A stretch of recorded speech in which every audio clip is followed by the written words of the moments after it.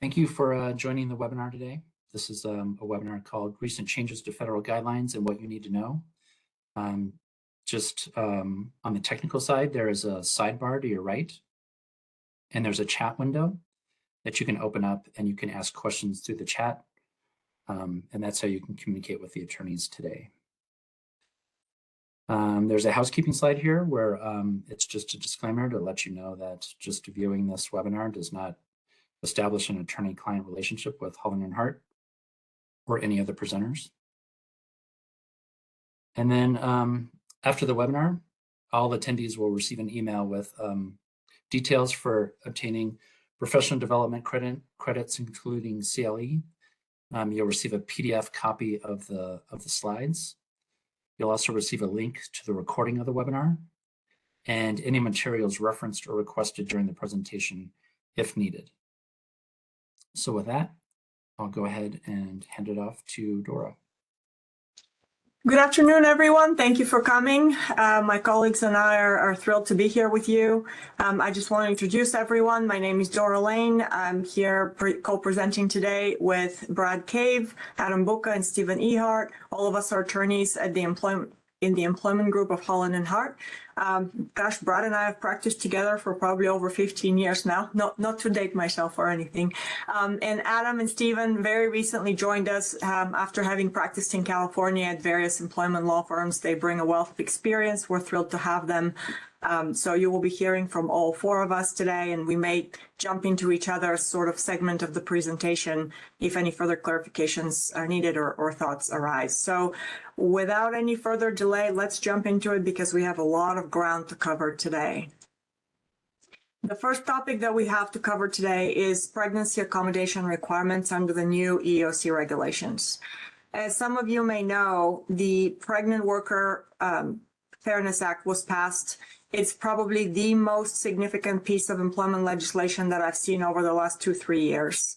And that is because it goes above and beyond what even the Americans with Disabilities Act requires. And it's pretty significant in a lot of respects. The regulations themselves are effective June 18 of 2024. Because the final rule is 408 pages long, we're not going to be able to cover everything today. We're going to hit on some of the key highlights and hopefully answer some of your questions. If we don't get to your questions, please submit them anyway, and we'll try to address them afterwards. So as you can see, the public comments exceeded 100,000, and it was a quite hotly contested issue. The vast majority of comments pertain to the abortion side of the pregnancy accommodation rule. Unsurprisingly, there's currently a lawsuit filed in Arkansas by AGs of 17 different states challenging the abortion side of the EEOC regulations, but we'll get to that in just a second.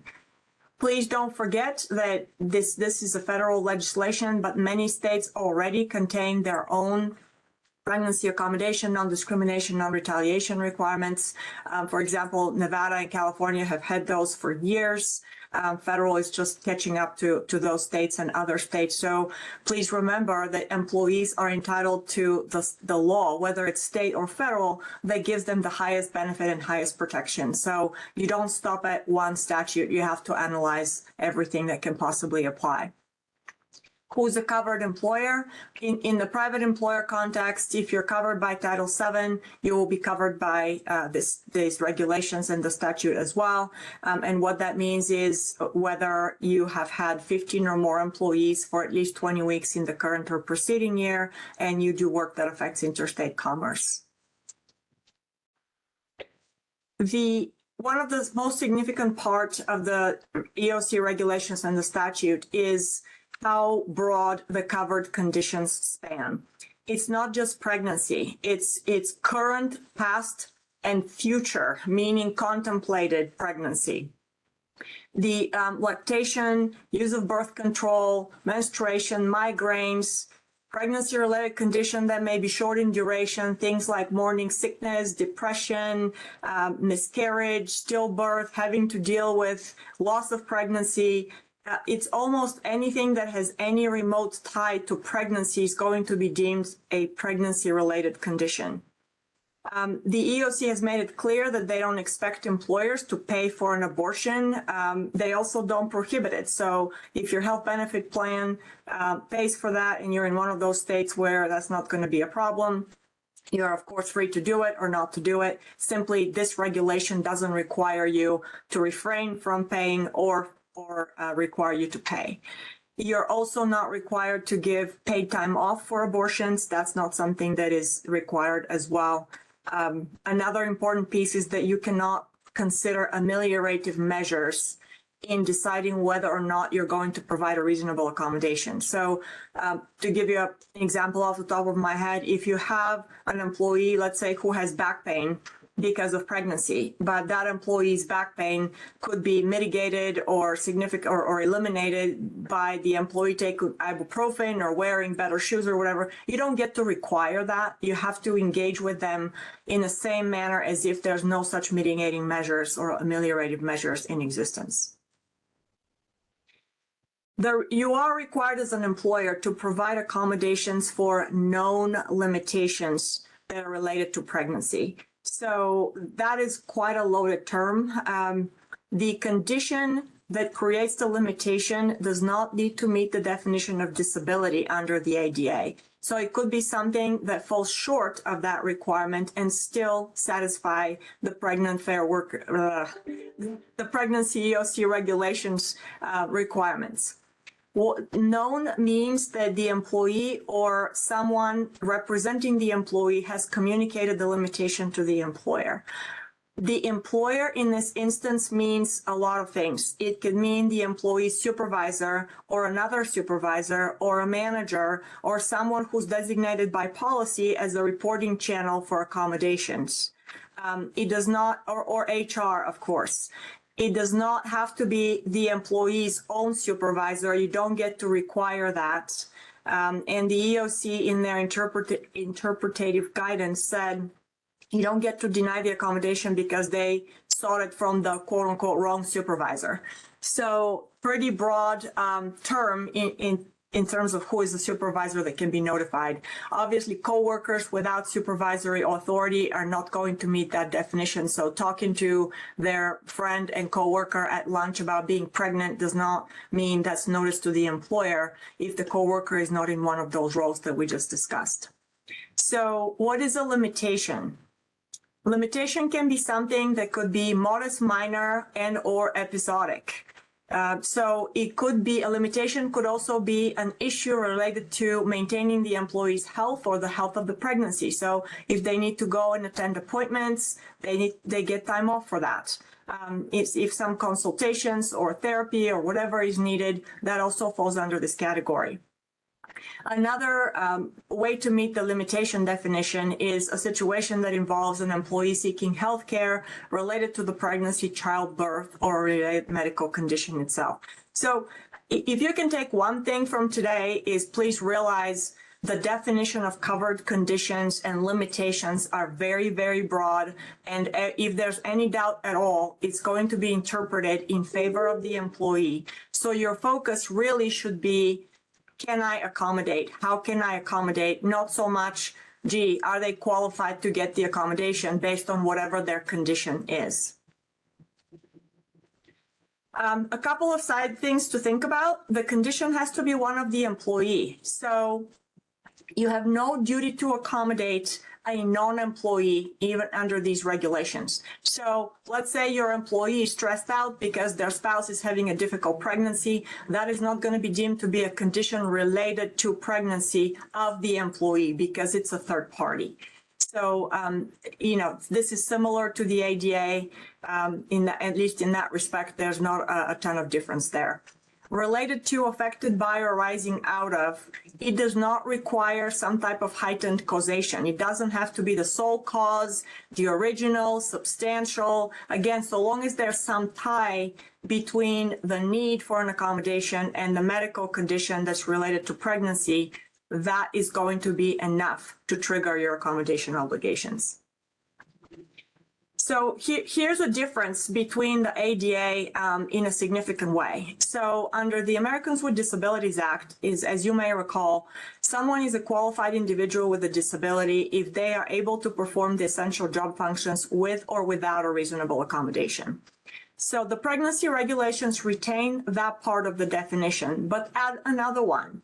So the second way to qualify for an accommodation, even if the employee is currently unable to meet to perform the essential job functions, one or more of them, they still can be qualified if these three bullets are met. So if their inability to perform the essential function is temporary, if they could do the function in the near future, and the inability to perform the essential function can be reasonably accommodated.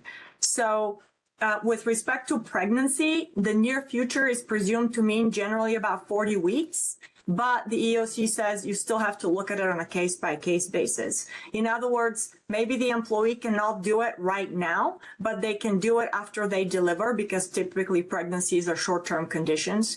And if they're able to perform it after they deliver, then they're a qualified individual.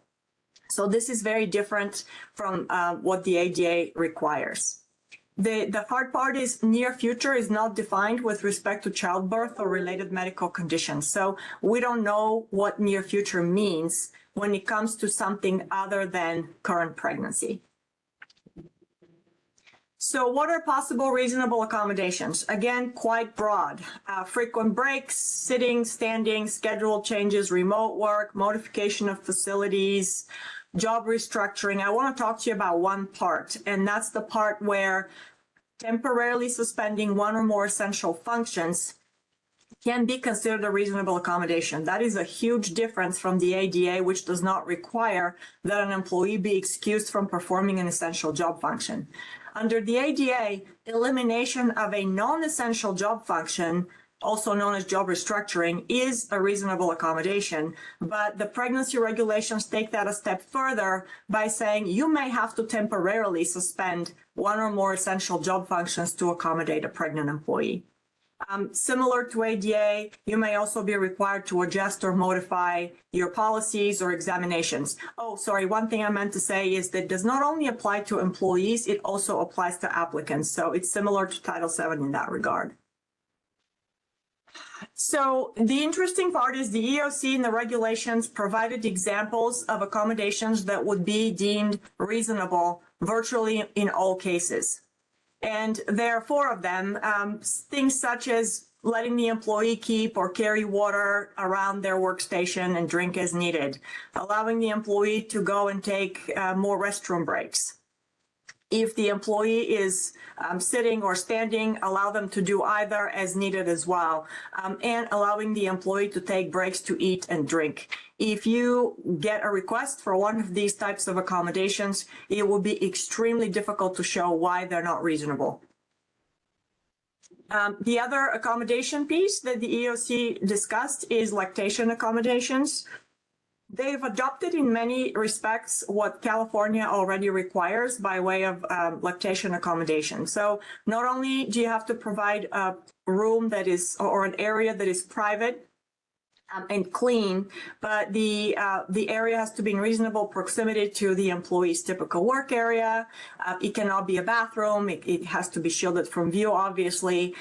But the additional requirements that I see that are California style is a requirement for electricity, appropriate sitting, surface that is good enough to place a pump on, and then it has to be reasonably close to a sink and a refrigerator for storing milk. Interesting, in California, they recognize the ability to provide a container that would keep, like a cooler that would keep the breast milk cold. They didn't seem to talk about that specifically, but again, that's something that can be worked out with the employee if that becomes necessary. Another accommodation may be to allow the employee to nurse during working hours if the child is close enough to where the child can be brought, or the employee can run out and nurse in a close proximity.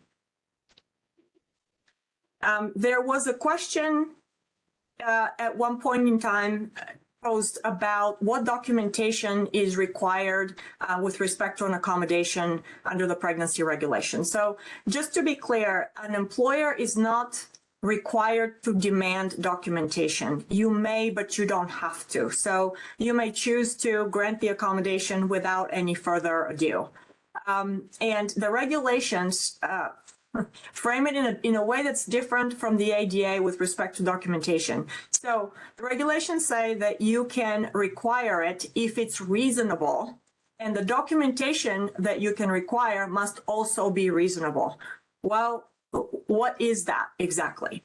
So they're saying where the documentation is, it's reasonably to ask for it, and we'll get into in a second when it's not reasonable. When it's reasonable to ask for it, the documentation you can seek is something that is sufficient to confirm the fact that they have a physical or mental condition, that condition is arising out of, related to, affected by pregnancy, childbirth, related medical conditions.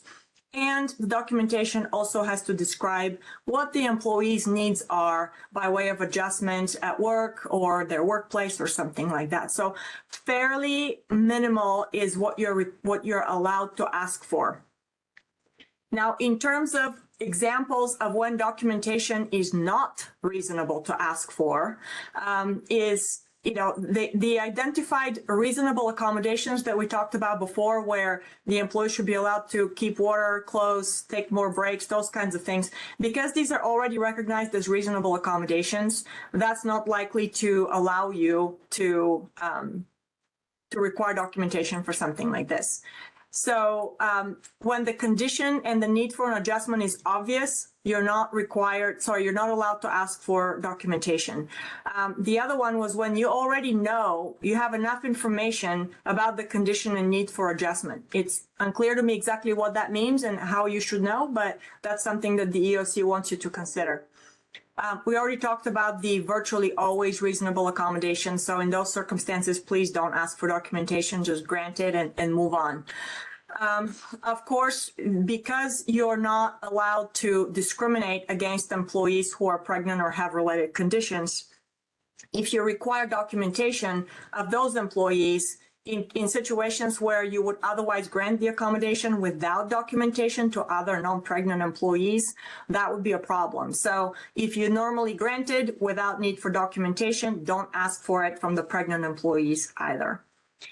And then when the accommodation relates to pumping, nursing during work, they're basically saying, no, that would not be reasonable to seek documentation for, and the employee can just provide self-confirmation and you're required to provide the accommodation. So these are the prohibitions, quite broad. You have to accommodate, you're not allowed to discriminate. You cannot require the applicant or the employee to accept an accommodation other than one that was agreed upon through the interactive process or arrived at through the interactive process. You cannot deny a qualified employee or applicant employment opportunities based on the fact that you would have to accommodate them. You cannot force them to take leave if a reasonable accommodation exists that would otherwise allow them to continue working. And of course, you can't take adverse action against them for requesting or using a reasonable accommodation. So I believe that's the end of my section because I already told you about the lawsuits. They were filed on the lawsuit was filed on April 25th. Oh, sorry, 2024. I see there's perhaps a question. Let me see if I can answer a question. The question is the time off for those needs allowed to be used from the employee's existing PTO, or is this additional time off that the employer needs to provide? Is it required to be PTO? The requirement is to provide them time off as necessary. I'm not sure if the question means to ask whether the employer can force the use of PTO versus simply grant. The time off does not need to be paid if granted as an accommodation. And then the rest of it would depend on, do they have PTO? Do they have sick leave? Do they choose to use it? So hopefully that answers the question. And if there's any other questions and I have time, I'm happy to answer those. Otherwise, I will pass the reins to Adam.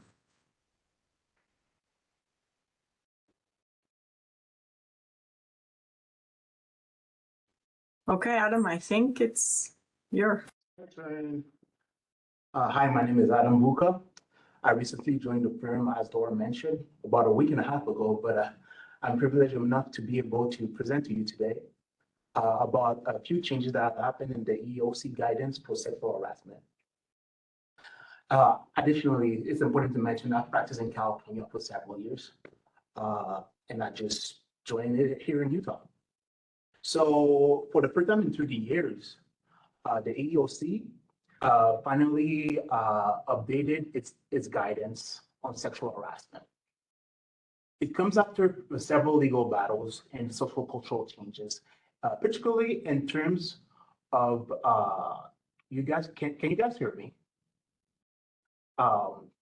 Particularly in terms of gender identity and sexual orientation. The guidance comes after receiving more than 38,000 public comments. So it was kind of a hot bottom topic. And the guidance, something I like a lot about the guidance is that it provides more than 70 concrete examples that will help us better understand what sexual harassment is under Title VII. As a reminder, Title VII prohibits unlawful harassment under any protected classes. But this time we're going to talk about sex. And sex includes pregnancy, childbirth, related medical condition, and sexual orientation and gender identity, as previously mentioned. And also as a reminder, to establish a sexual harassment claim under Title VII, there's a few elements that must be met. Let's go through them real quickly. The person needs to be a member of a protected class. It must have been subjected to unwelcome sexual harassment. That harassment needs to be based on sex, and the harassment, the conduct must have affected terms and condition or privilege of employment.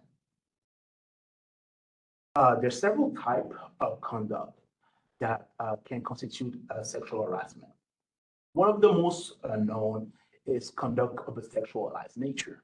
So basically unwanted conduct expressing attraction involving sexual activity, sexual attention or sexual coercion, rape, sexual assault, or demands of pressure for sexual favor.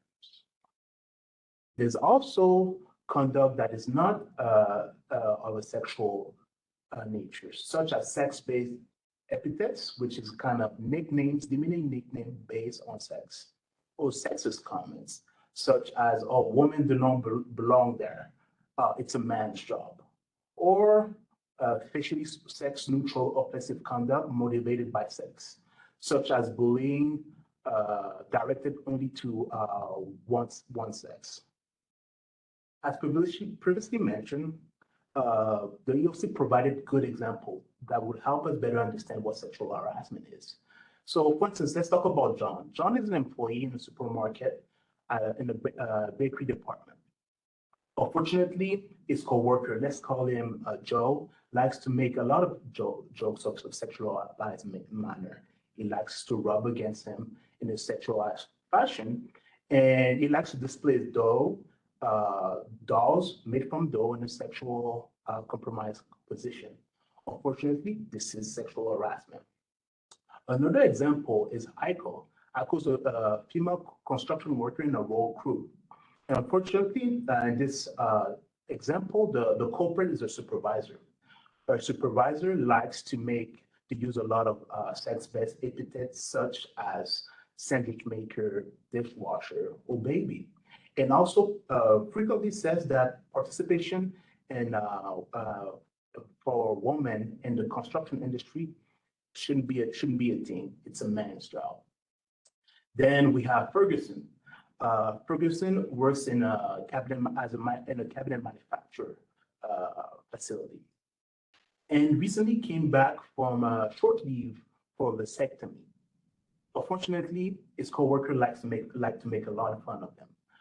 They call him names such as eunuch, gildings, numbnut, and they even say that a real man would not have gotten a vasectomy. Again, this is sexual harassment based on sex. This is pretty important. Most of the changes update and that guidance pertain to sexual orientation and gender identity. You're going to see, as you see in the slide, there's several examples of things that can sexual harassment. But the two most important, not the most important things, but the things that are newer in this guidance is the fact of misgendering somebody. So a repeated intentional use of a native pronoun inconsistent with the individual known gender identity. This is important. So if somebody, a coworker, supervisor, frequently uses the wrong pronoun and knows about it, this could consist sexual harassment. And even more important is the denial of access to bathroom or other sex segregated facility based on the individual gender identity. So denying somebody to go to the bathroom that about in the gender that's aligned with the gender identity would be constitute sexual harassment.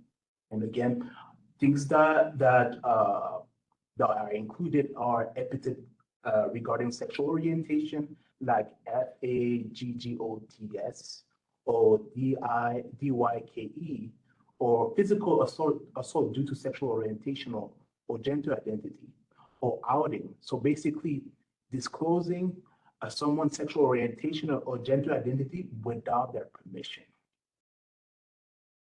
Other example, so Heidi is a journalist, and recently in a business function, she brought her wife to Christmas party. Let's say the Christmas party, and one of her coworkers, let's call him Jim, approached them and basically said, "I didn't know you guys that you were a DYKE. This is awesome. You both of you girls are girly girls. So who's the man in the relationship? Who wears the pants?" Or what he would do also is send sexually compromising emojis. This would be sexual harassment based on sexual orientation or gender identity. There's also Chloe. Chloe works at a retail store, and recently her supervisor approached her and asked her whether she was born as a man, because there's a rumor in the retail department that there's a transvestite.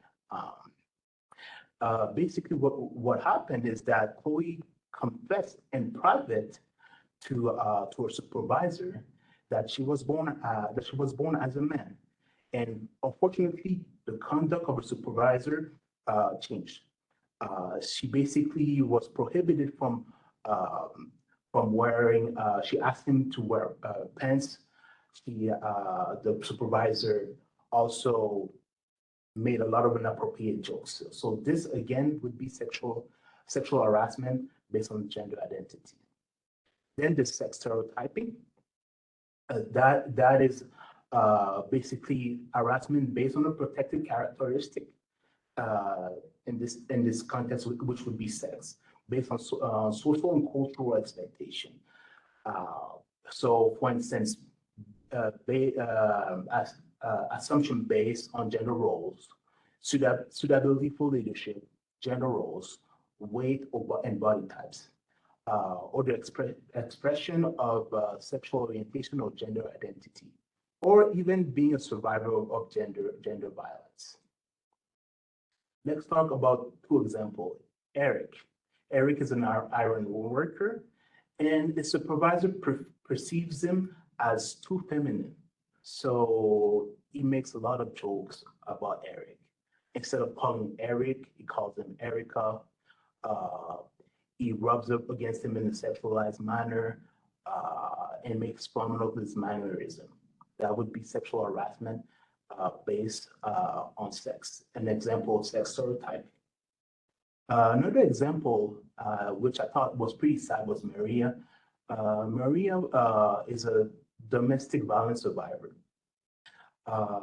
Recently, she has been subject to that, and she came and she had to tell her supervisor about the situation because she had to miss work for court dates.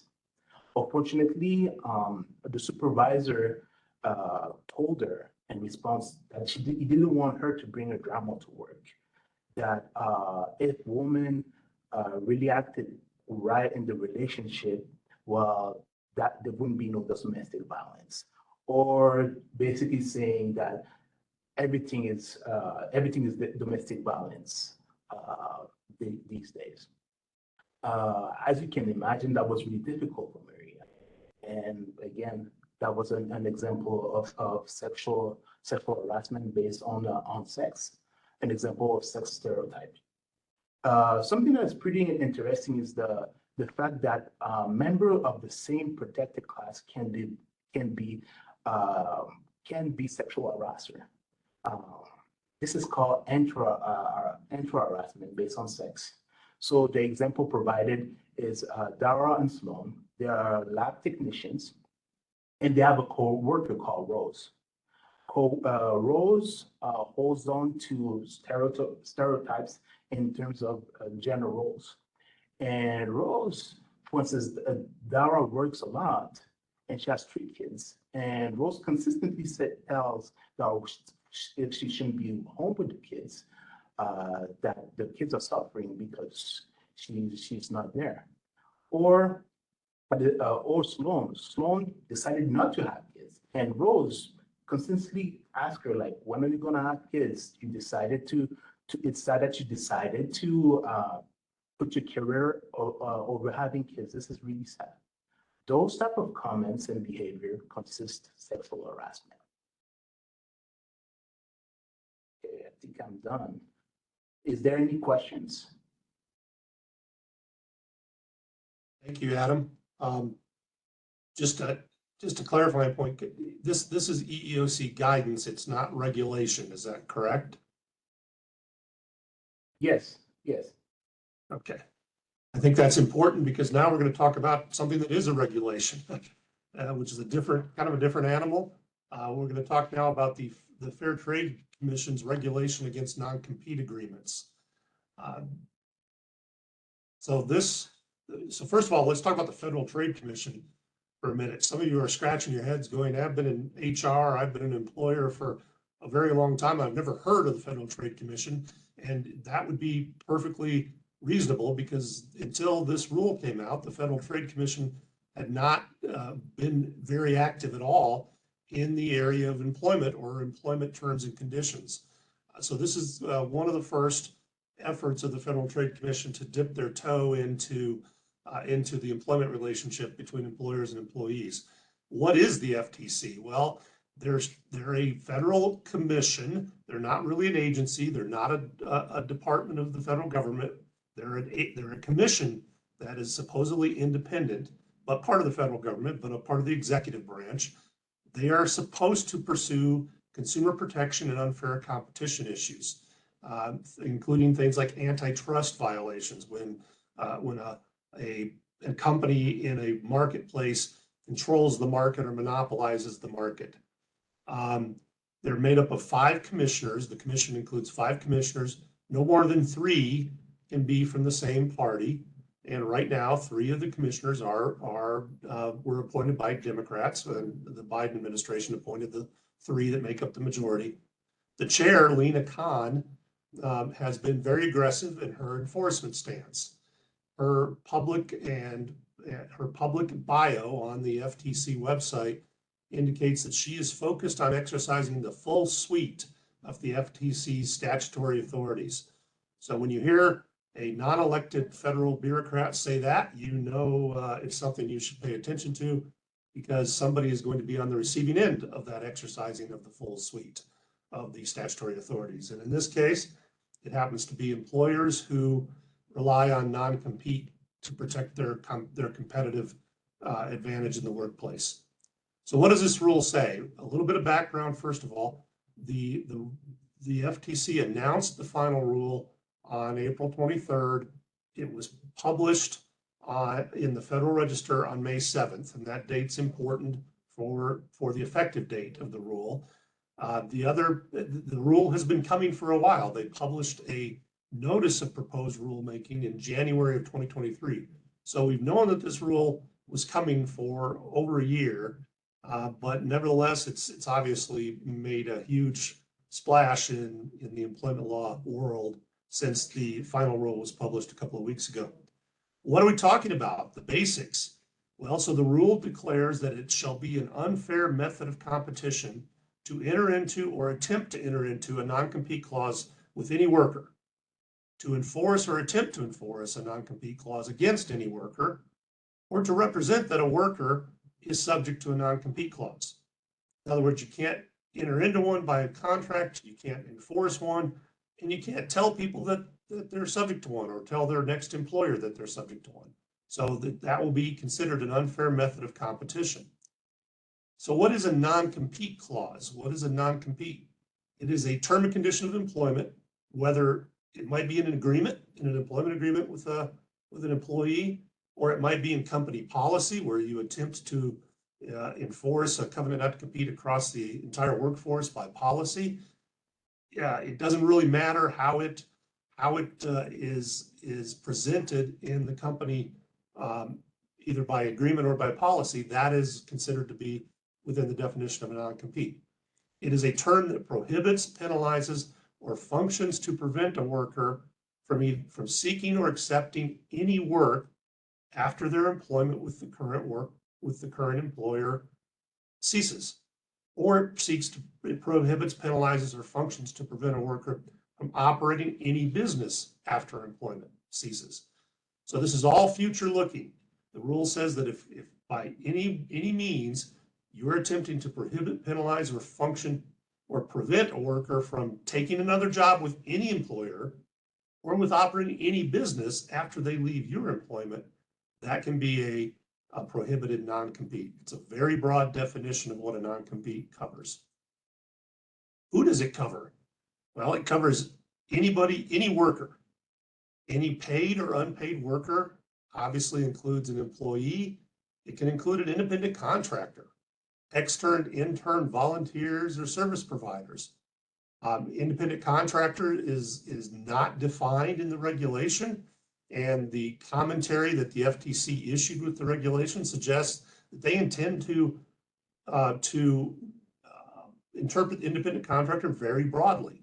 So if you have an independent contractor relationship with an individual who happens to have an LLC or some sort of corporation that they do business with, that person is a worker that is subjected to a non-compete, even though they may have a company that is actually in the contract with the employer. So this rule is intended to apply really to any worker whose effort to work is restrained in any fashion. So if you have agreements, non-compete agreements with employees or former employees, the rule requires that you give notice of the effect of this rule. You have to give notice to current and former employees who are bound by a non-compete. It has to be clear and conspicuous, and it has to tell them that the non-compete is non-enforceable and will not be enforced by the employer. It has to be given by September 4th. That is the effective date of this rule now, September 4th of 2024, 120 days from when it was published, the day before yesterday. So September 4th is the date of effectiveness. The rule has a model notice. You don't have to use the model notice, but if you're going to depart from the model notice, I suggest you consult your counsel about whether your additional content will result in your notice being invalidated. You have a variety of options about how to deliver the notice, but you obviously have to identify who the employer is and what non-compete clause they may be bound by as you discuss it. There is one exception regarding the employees that are covered. It's the senior executive exception. It is exceptionally narrow, very narrow.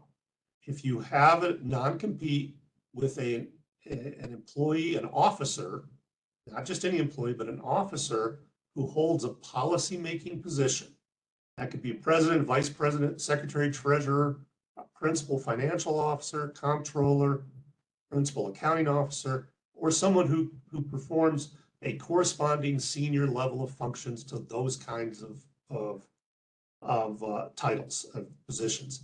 Their annual compensation has to be $151,000, just over that, without counting the benefits the employer provides in the way of insurance premiums or retirement or 401k contributions. So cash compensation is essentially what goes into determining that. And this officer has to have final policy-making authority with respect to significant aspects of the business. That must be the parent company business, not a affiliate or subsidiary. So they have to have high-level policymaking authority for the parent. The common enterprise is the word that the regulation uses. Not a subsidiary, not an affiliate. If they fall into those three categories, the existing non-competes remain enforceable. You cannot enter into new non-competes after September 4th with a senior executive who does not currently have one. You cannot enforce non-competes that are entered into after September 4th if they do not currently have one. And you cannot tell the anyone or the executive or any other future employer that the executive is subject to a non-compete if it was not entered into before September 4th. What traps remain here? So if you have employment agreements with your senior executives, they meet all of the requirements that I just covered, but those employment agreements are renegotiated and amended periodically after their term runs out. Those amendments may very well be considered a new agreement. And that new agreement then would not be effective if it was entered into after September 4th.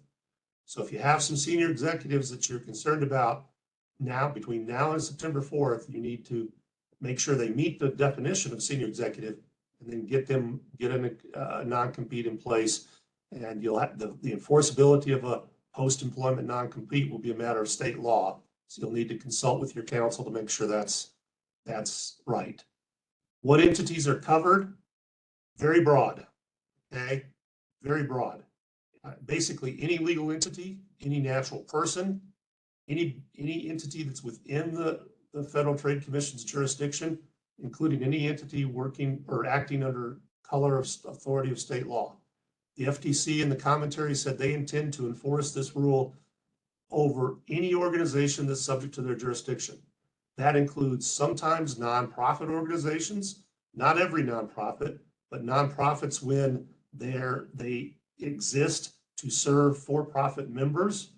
And so there are some limits to what nonprofits may be exempt. The FTC also threatens that some public entities, municipalities, counties, hospital districts, other kinds of public districts and public entities like that may be covered as well. But they refuse to be more specific than that, other than saying, if you fall within our jurisdiction, we're going to treat you like this is covered. So what do we do next? Well, there have been at least 3 and possibly more lawsuits filed against the Federal Trade Commission to stop the enforcement of this rule. Those are being consolidated, and that litigation will go forward. As of right now, there have been no injunctions issued against the enforcement as of the effective date, but there will be some action between now and September 4th. We don't know what that will be. We can rest assured this is going to bubble its way through the judicial system to the courts of appeal and maybe even to the Supreme Court, because it's a very significant, never before that I've been able to identify as a non-elected federal commission invalidated existing employment contracts, at least terms of existing employment contracts. So that's a very big deal. I think in the meantime, what I would suggest you do now is enjoy the summer. Wait until about August 1st and then come back to this issue. If the court situation is such that it looks like we may have an effective rule in September, then we need to start looking at enhancing our confidential information policies to protect that truly confidential information that you're concerned about. And the reason that you have your non-competes is to protect your confidential information. We ought to also consider non-solicitation agreements. If you have identifiable clients, the guidance suggests that we can draft non-solicitation agreements to prevent employees from soliciting our identifiable clients when they go to a new employer. It's very important that you have to carefully address non-solicit and what solicitation means in those agreements. Also, many states have prohibited those. So you have to make sure your non-solicitation agreement and your non-disclosure agreements comply with state law. I would not begin communicating with employees about the status of their agreements until we know more. If employees start raising this, I would tell them, hey, this is all going to be reviewed by the courts. If there's a change in the future, we'll be back in touch with you about that. So I've got a couple of questions. If the time period has lapsed on a non-compete and therefore it's no longer enforceable, I do not believe you need to give notice because you are not contending that that person was bound by or is currently bound by a non-compete. Yeah, so that was the one question that I see there. I think that's it. But brave new world here. If this rule goes into effect, we will do our best to keep you up to date on what's happening next on this. So with that, I'll turn it over to Stephen. Stephen, take it away. Thanks, Brad. So in the final section of today's presentation, we're looking at the Department of Labor's recent change to the salary threshold required to qualify certain employees as exempt. So the Department of Labor gave us notice that this change was coming in August 2023. We finally got the DOL's final rule on April 23rd, 2024. And the top line takeaways of the rule change are here for you on this slide. First, the rule's implementation date is currently July 1st, 2024. So that is only 53 days from today. So if any of this affects you and your organization, we need to act quickly here. Secondly, the new rule significantly increases the minimum salary threshold for 4 exempt classifications, which are the executive, administrative, professional, and highly compensated exemptions. If you have employees classified under other DOL exemptions, that those employees are not affected by this rule change. And importantly, this rule does not change the duties test. As a reminder, under federal law, your organization can classify employees as exempt if their salaries satisfy the minimum salary threshold and if their specific job duties satisfy the test required by each particular exemption. So the good news here is that you don't have to go back and reanalyze all of the positions that you've already classified as exempt. You only need to think through, are we meeting that minimum salary threshold? But let's dig into now what those changes to the salary threshold are. First, we'll look at the new threshold for employees classified as exempt under the executive, administrative, and professional classifications. So beginning July 1st, 2024, the minimum salary for those employees must increase from $684 a week to $844 a week. And then again, on January 1st, 2025, the minimum salary for those employees increases again to $1,128 per week. So in sum, the minimum salary threshold for employees classified under those 3 exemptions is increasing $23,088 between now and January. The only other classification that is affected by this rule is the highly compensated employee exemption. And they also have 2 new deadlines to change the minimum salary. So beginning July 1st, the minimum salary for those employees under the highly compensated employee exemption will increase from $107,432 to $132,964 per year. And then again, January 1st, 2025, the minimum salary for these employees will increase again to $151,164 annually. So those employees under those classifications are seeing a $43,732 increase to the minimum salary threshold between now and January. Finally, note that these minimum salary thresholds are going to continue increasing. So under the DOL rule, the next increase will take place July 1st, 2027, and then every 3 years thereafter. So I'd like to just briefly discuss why the DOL is doing this so that we understand why we're going to have to rush around and double check all of the work that we're doing. The DOL last increased the minimum salary threshold on January 1st, 2020. And according to the DOL, non-exempt employee wages have increased significantly since 2020, which is potentially qualifying more employees for exempt classification than should be qualified. So the DOL wants to increase the minimum salary threshold just to keep up with the growing wages. Now, before we talk about what your organization can do to respond, I do want to remind you that some states have higher minimum salary thresholds than the DOL. And so if your organization has exempt employees in those states, you need to pay the higher state salary threshold. So you'll see on the slide, those are states that have higher thresholds than the current DOL threshold. For the administrative, professional, and executive exemptions.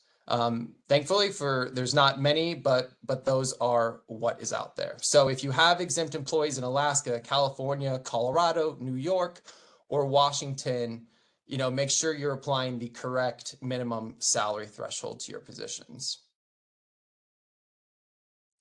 Also, if you have employees in states that have the higher thresholds, keep watching what these states do.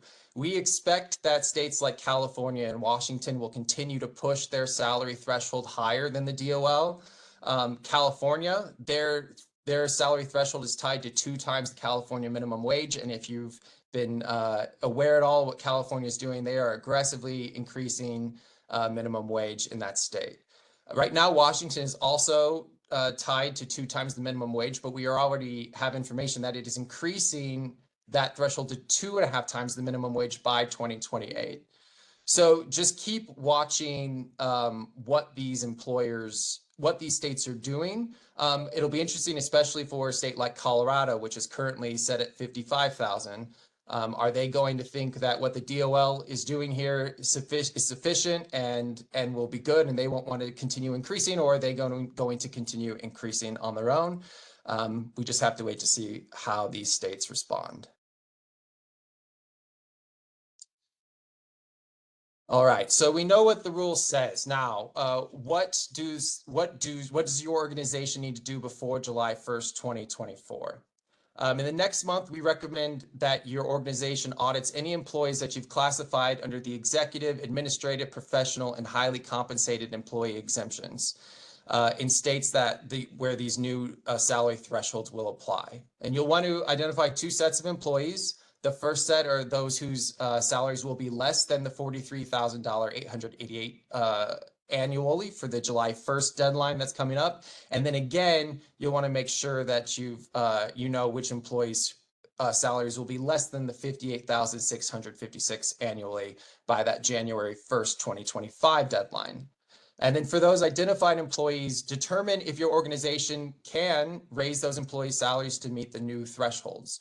Now, remember, when you think through this analysis, if these employees are no longer exempt under these classifications, they are then going to be exempt for overtime pay. So depending on if these employees work overtime, and if they do and they work overtime a lot, potentially, there's already going to be some built-in costs there. So it's something to make sure you think about as you're analyzing what the organization can afford to do.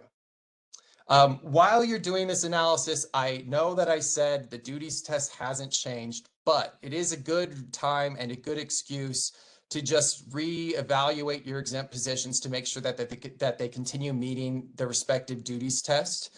It is always a good idea to regularly audit your exempt employee classifications, because what matters is not what's in the job description only. It matters what that employee is actually doing as they perform their job. So if you haven't audited your exempt roles recently, now is a great time to do so. If you determine that the organization cannot satisfy the new minimum salary thresholds for these positions, or there are positions that are no longer exempt under the duties test, then by July 1st, you're going to need to reclassify those positions to non-exempt positions. Finally, what other things can you do? We want you to think about preparing communication plans to any affected employees. So if there are employees who are below the threshold and you've decided to increase their salaries to above the new threshold, they will undoubtedly be happy to learn about that increased salary, but they probably want to know why that increase. So think through how you want to communicate the reason for that versus thinking about how the company wants to present itself increasing it versus how much it says we had to do it because that's what the law says, right? But you're also especially going to think about your communication plan to employees that you're reclassifying to a non-exempt status. As you know, exempt employees often take pride in having that status, and presumably their job duties won't change that much. It's mostly just that salary threshold that's preventing them from maintaining that exempt status. So think through how you want to communicate all of that to them as well. For any newly non-exempt employees, make sure you implement training and provide relevant policies. I'm often working with employers to think about how to make sure they're properly training and preparing policies for non-exempt employees. I'm thinking specifically about training like timekeeping policies, meal break policies, rest break policies, right? Exempt employees often don't have to clock in. They don't have to think about taking the meal or rest break at a particular time like a non-exempt employee. So make sure that those exempt employees receive your non-exempt training on all of those specific policies that probably didn't apply to them when they were exempt. And then finally, just remember, if you have employees in states that have those higher salary thresholds, confirm that the relevant exempt employees' salaries meet those thresholds. As a final note, just remember here, plan ahead. The salary threshold is scheduled to increase every 3 years, and we've got states that are going to continue being aggressive. So we want to make sure that you're thinking ahead and able to adjust your budgets and your salaries as required as this goes. One quick question here. What do I feel is the likelihood of the rule being implemented as it is currently written without being challenged or stopped in court? I'm not aware of it being challenged right now. I know Brad or Dora, if you've seen something different. I think right now, start the plan.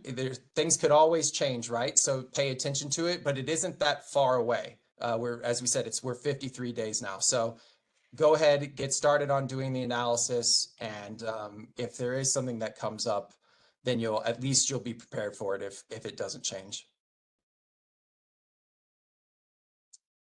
I think we had a couple of other questions. So if we look a little further up, Stephen, real quick one for you. Is the DOL rule for employers of all sizes?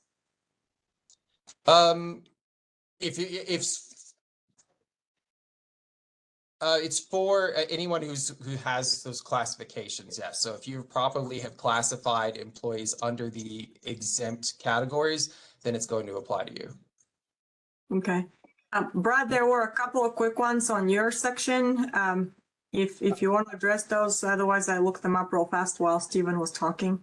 Yeah, I think I answered them in the course of going through, but yeah, if the time period elapsed on a non-compete, do we have to give notice to the people who the former employees whose old contracts have expired as far as the duration of the non-compete? And my thought of that is no, you don't have to give notice if there's no longer a non-compete obligation in place under a prior contract. I would also add in response to the question about does this apply to all employer sizes, the application of the Fair Labor Standards Act generally it applies to almost all employers, but there are some revenue and enterprise related requirements. They're very technical. We're not going to be able to answer that question in any valid fashion in this format.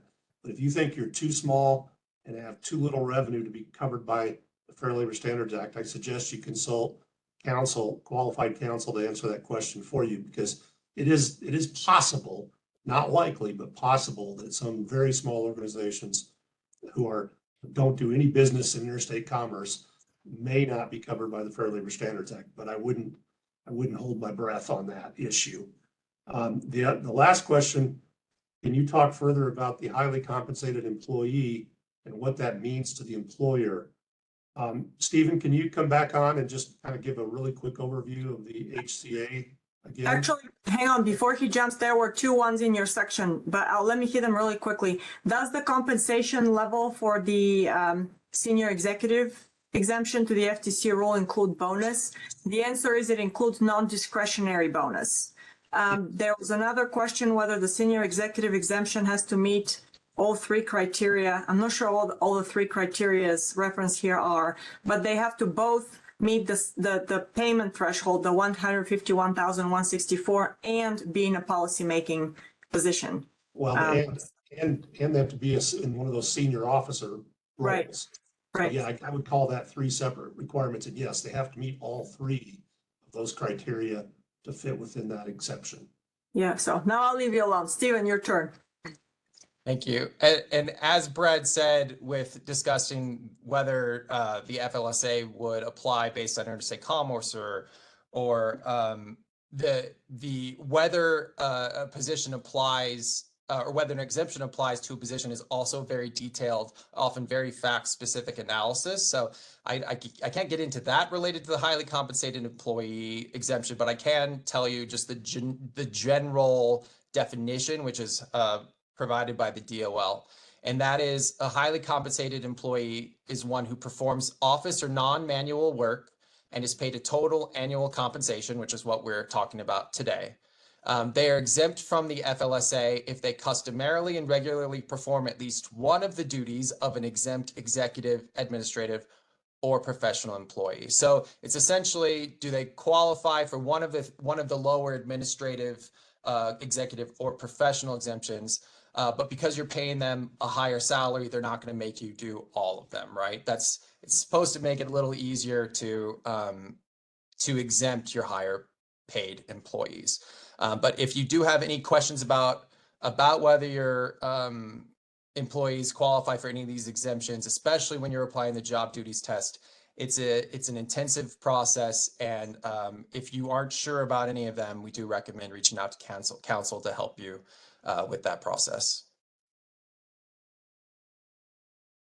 Please feel free to email additional questions if you have them. We'll answer whatever we can. If you're asking very specific questions about your specific details, consider whether we enter into an engagement to help you with those issues. But we're happy to answer general questions about these guidances and regulations that have just been issued. Thank you all for attending. Dora? No, I was just going to say, I think we covered everything that was in the chat. My only last sort of point for folks to remember is that the exemptions don't always overlap between federal law and state law.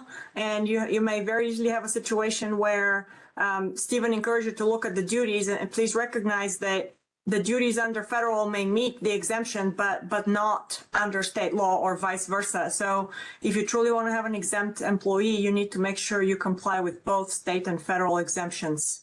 And that often gets overlooked by clients, unfortunately. So thank you all for being with us. Have a great rest of the day.